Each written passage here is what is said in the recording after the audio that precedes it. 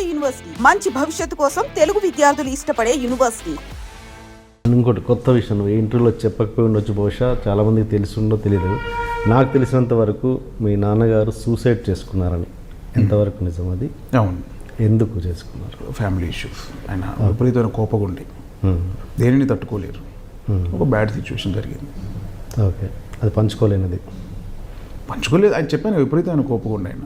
విపరీతమైన కోపం. ఇప్పుడు మామూలుగా పూర్ కల్చర్లో బోల్డ్ అని ఫ్యామిలీ గొడవలు ఉంటాయి అన్న. దాంట్లో ఆయన విపరీతమైన కోపిస్ట్ కాబట్టి తట్టుకోలేకపోయాడు ఎక్కడో. ఓకే, చేసుకున్నారు. It's bad incident. హర్ట్ అయ్యి సూసైడ్ చేసుకున్నారు అంతే. అది పంచుకోవచ్చా? అవసరం లేదు, నేను ఐ డోంట్ ఓకే డన్.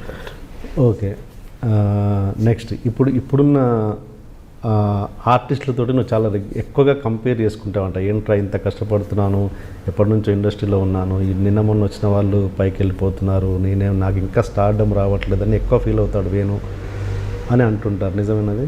తప్పు లేదు కదన్నా. అంటే ఏంటి మిస్టేక్ ఏం జరుగుతుంది? నాకు అనుకున్న దానికి స్టార్డమ్ ఎందుకు రావట్లేదు? మిస్టేక్ ఏం జరుగుతుంది? నా మిస్టేక్ లేదు. మరి ఏం చేయాలి? ఎట్లా చేయాలి? ఎట్లా పోటీ పడాలి? మిస్టేక్ ఏంటి అని రెక్టిఫై చేసుకోవడం తప్పలేదు కదన్నా. వచ్చింది చాలు, సినిమాలు వస్తున్నాయని అలా కూలుకు ఉండలేము కదా. ఇప్పుడు తెలుగు ఇండస్ట్రీలో వెన్నెల కిషోర్, శ్రీనివాస్ రెడ్డి అన్న, సప్తగిరి అన్న, కిషోర్ డార్లింగ్ వీళ్ళందరూ స్టార్ కమెడియన్లు. నేను ఆ రేంజ్లో ఇంకా రాలా. ఎందుకు రావట్లేదు అని ఒక బాధ ఉంటుంది. మనిషిని, నేను దేవుని కాదు కదా. నిన్ను అనలైజ్ చేసుకుంటే ఏమనిపిస్తుంటుంది? ఏమనిపించలేదు నాకు. టైం రావాలనిపిస్తుంది. అంటే ఏదో ఇప్పుడు తాగుబోతు రమేష్ ఉన్నాడు అన్న, సప్తగిరి ఉన్నాడు, ప్రేమకథ చిత్రం పడింది, టక్మని వెంకటాద్రికి పడింది, టక్ అలాగే క్యారెక్టర్ రాస్తారు. సో అలాంటి ఒక టైం రావాలి. అన్ఎక్స్పెక్టెడ్గా ఒక బ్లాక్ బస్టర్ హిట్ పడాలి. ఓకే, పడితే టక్ 10 సినిమాలు వస్తాయి, అందులో మళ్ళీ ఇంకోటి పడుద్ది. సో అలా పడాలి. నాకు అట్లా మంచి వేషాలు చేసినాయి వర్కౌట్ అవ్వాల, చిన్న వేషాలు చేసినాయి బ్లాక్ బస్టర్లు అయినాయి. సో నేను ఇప్పటికీ ఇన్ని రోజులు ఇంతకుముందు అలా బాధపడేవాను, కానీ ఇప్పుడు కొంచెం నేను రియలైజేషన్ ఏమొచ్చిందంటే, ఇప్పుడు నేను బాధపడడం వల్ల వచ్చింది ఏం లేదు. బాధపడకుండా దాన్ని వదిలేస్తే ఒక సినిమా హిట్ అయిన క్రెడిట్ నాకు రాకుండా ఇంకోళ్ళకి పోదు. సో ఇప్పుడు నేను ఒకటే, ఏం చేద్దాం సరే, ఇప్పుడు వాళ్ళు కొత్త వాళ్ళు వచ్చినట్టు వాడు ఏంటి ఇది చేశాడు, ఓ ఇది కనెక్ట్ అయ్యి ఇది తీసుకొని వేషాలు ఇస్తాను, నేను అదైనా కొత్తగా ఏదైనా చేయాలి, ఎట్లా చేద్దాం, ఏం చేద్దాం అని ఎప్పుడు ఒక ఆలోచనలో ఉంటా. దానికి కూడా ఒక టైం పడుతుంది. అంటే ఒక ఆర్టిస్ట్, ఒక కమెడియన్గా మీకు ఎంత స్వేచ్ఛ ఉంటుంది? అంటే నువ్వు ఒక కొత్తది క్రియేట్ చేసి డైరెక్టర్ చెప్పేంత ఉంటుందా? ఉంటుందన్న.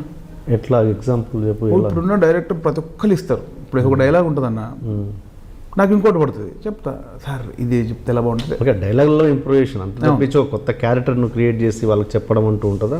అంటే అది చనువును బట్టి. ఇప్పుడు నాకు క్లోజ్ ఫ్రెండ్ డైరెక్షన్ చేస్తున్నాడు అనుకో, కథ నాకు మొత్తం చెప్తాడు కాబట్టి ఈ క్యారెక్టర్ ఇట్లా పెట్టాను సజెషన్స్ ఇవ్వగలను. ఇక అది లేనప్పుడు నేను ఏదైతే పంచ్ ఉందో, ఏదైతే డైలాగ్ ఉందో దానికి ఏమైనా ఎక్స్ట్రా ఇంకా బెటర్ పంచ్ వచ్చింది అనుకో, అన్న ఇది చెప్తే ఎలా ఉంటుంది, బాగుంటుంది, బాగుంది అది పెట్టి ఇలా ఉంటుంది. ఇంప్రూవేషన్స్ అందరూ యాక్సెప్ట్ చేస్తారన్న. ఇంత ముందు అది ఏం లేదు, అందరూ ఇప్పుడున్న దాంట్లో. డైలాగ్స్ నాకు తెలిసి రాణి రుద్రమదేవిలో అల్లు అర్జున్కి డైలాగ్స్లో చాలా హెల్ప్ చేసా ఉంటాగా నువ్వు. అల్లు అర్జున్ రుద్రమదేవి సారీ రుద్రమదేవికి యాక్చువల్గా రుద్రమదేవిలో బన్నీ అన్న గోనగాన రెడ్డి క్యారెక్టర్ అన్ని అవార్డులు వచ్చేసింది. సినిమాకు ఆయుపట్టు ఆ క్యారెక్టరు. ఆ క్యారెక్టర్ రాయడం కోసం రాజసింహ గారు, రైటర్ రాజసింహ గారు వాళ్ళు ఆయన సంప్రదిస్తే, నేను రాజసింహ నాకు క్లోజ్. సో ఆ తెలంగాణ క్యారెక్టర్ కాబట్టి తెలంగాణ టీంజు నేను కొంచెం రాస్తాను, అది చేస్తాను కాబట్టి రాసింహన్న నేను అంటే బాగా ఇష్టం, నా మీద బాగా గ్రిప్, వీడు బాగా రాస్తాడు అని. సో నువ్వు రా ఇట్లా బన్నీ గారి దగ్గరికి వెళ్ళాలి ఇట్లా అంటే, బన్యాన్తో ఎప్పుడు చేయలేదు cinema, director straight to fire అంటే చిన్న భయం వేసింది. అన్నా నువ్వు సడన్గా ఇప్పుడు చెప్పి ఇప్పుడు డైరెక్టర్ రమ్మంటున్నావు అంటే నాకు తెలియదు. నువ్వు వెళ్తున్నాం మనం, నీకు ఘోరంగా చెప్పిన ఆయనకి బాగా చెప్పా, నువ్వు నాకు తెలిసి ఏదైనా చేయాలంటే అమ్మ ఇట్లా చెప్పింది ఇది ఏందని ఆ టెన్షన్ పడుకుంటూ పోతే బన్నీ గారి ఇంట్లో కూర్చున్నాం, కాఫీ తాగినాం. పరిచయమే కదా ఇండస్ట్రీలో యాక్టర్స్ పరిచయం. ఆయన పాపం బన్నీ అన్న సూపర్, చాలా ఫ్రెండ్లీగా ఉంటాడు, చాలా చనువుగా ఉంటాడు అందరితో. సైలెంట్ కూర్చుంటే వాళ్ళు చేస్తున్న డిస్కషన్లో ఎక్కడో చిన్నగా ఏదో అనిపించింది నాకు సౌండ్. అన్న ఈ కథ గురించి నాకు తెలియదు, దాని గురించి నాకు తెలియదు, కానీ ఇటువంటి సిచ్యువేషన్లో ఇటువంటి సౌండ్ ఏదైనా పెడితే బాగుంటుందా అని ఏదో ఒకటి చెప్పా. అది ఆయనకు బాగా నచ్చింది బన్నీ గారికి. బాగుంది అని అది ఆయన గుణశేఖర్ గారు చెప్పడం, గుణశేఖర్ గారు నచ్చడం. సో ఆ సౌండింగ్ అదే బాగుందని అది చేసి అదే సౌండింగ్లో అదే ఫ్లోలో అప్పుడున్న దేవతలకు సంబంధించిన అన్ని కొంచెం షఫిల్ చేసి ఇంటర్వెల్ డైలాగ్ బన్నీ గారు అదే చెప్తారు. అది ఏములాడ రాజన్న కొండగట్టంజన్న కుమరెల్లి మల్లేశ రాజగిరి అట్లా టకటక చెప్పి రుద్రమ రాసుకో గోనగన్నారెడ్డి బాణం దూసుకొచ్చేది నీకోసం అని. అంటే అది వాళ్ళు మార్చారు, కాకపోతే ఆ సౌండింగ్ పెడితే బాగుంటుందన్న, ఎటువంటి సిచ్యువేషన్లో ఈ సౌండ్లో చెప్తే బాగుంటుందన్న అని చెప్తే ఆ పాయింట్ వాళ్ళు చేసుకున్నారు. దాని తర్వాత రెగ్యులర్ లొకేషన్కి వెళ్ళడం, ఈ బన్నీ గారు ఈ తెలంగాణ స్లాంగ్ల గురించి మాట్లాడుకోవడం. ఇప్పుడు బిత్రిశెత్తి ఉన్నాడు, ఇప్పుడు రవి అంటూ చెవెల్ రవి. రవి కూడా త్రూఅవుట్ బన్నీ గారితో ఉండి ఆ స్లాంగ్ కోసం ఆయన అప్పటి నుంచి హెల్ప్ చేశాడు. నేను కూడా అన్న ఈ స్లాంగ్ ఇలా ఉంటుంది, ఈ స్లాంగ్ ఇలా ఉంటుంది అని కొన్నిసార్లు చెప్పడం. ఆ సామెతలు ఉంటాయి, అందులో సామెతలు చెప్తాడు. అవును, బన్నీ అని అడిగాడు సామెతలు కావాలంటే, నేను బాగా 60-70 సామెతలు కలెక్ట్ చేస్తే అందులో ఒక 2-3 పెట్టారు. ఓకే. సో రాజసింహన్నతో నేను రెగ్యులర్గా వెళ్ళేవాడిని. బన్నీ అన్న కూడా పాపం ఏదో నేను చిన్న ఎంత ఇన్సిడెంట్ చేస్తే సైమా అవార్డులో చెప్పాడు ఆయన, ఆడియో ఫంక్షన్లో చెప్పారు, ఐఫాలో చెప్పారు. Thank you Venu, thank you Venu. Super, Bunny గారికి హ్యాట్స్ ఆఫ్. నిజంగా నేను చేసింది ఎంత, కానీ ఎక్కడ రుణం మర్చిపోకుండా క్రెడిట్ ఇచ్చాడు ఆయన. సో రాజసింహ గారికి థ్యాంక్స్ ఈ ఇంటర్వ్యూ ద్వారా. రాజసింహ అన్న మీ వల్లే నాకు ఈ క్రెడిట్ వచ్చింది, థ్యాంక్ యూ. ఇంకోటి, ఇంతకుముందు మన టాపిక్ డైవర్ట్ అయ్యాము, ఫ్యామిలీ అంటే ఏదైనా డౌన్ఫాల్లో ఉన్నప్పుడు ఎలాంటి సపోర్ట్ ఉంటుంది అన్నది.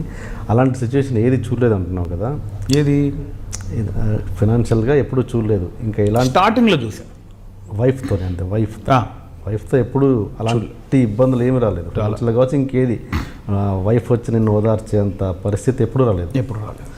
ఓకే.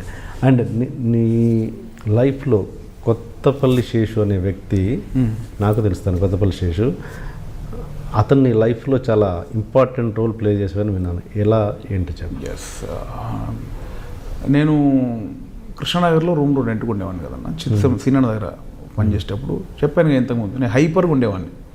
అంటే నా చుట్టూన్న వాళ్ళంతా ఆహ్లాదంగా ఉండాలని ఎవరినో గెలకడం, ఏదో చేయడం, చిన్న నవ్వుకోవడం. సో మేము ఫస్ట్ ఫ్లోర్లో ఉండేవాళ్ళం, కింద ఉండేవాళ్ళం గ్రౌండ్ ఫ్లోర్లో. మా పై ఫ్లోర్ ఓనర్స్, ఆ పై ఫ్లోర్ బ్యాచిలర్స్, ఈ పక్క బ్యాచిలర్స్. నేను ఉన్న రూమ్లోనే తిరిగేవాడిని అనమాట. వాళ్ళు వచ్చేవాళ్ళు, వేణు వచ్చిందంటే చిన్న హడావిడి అలా ఉండేది.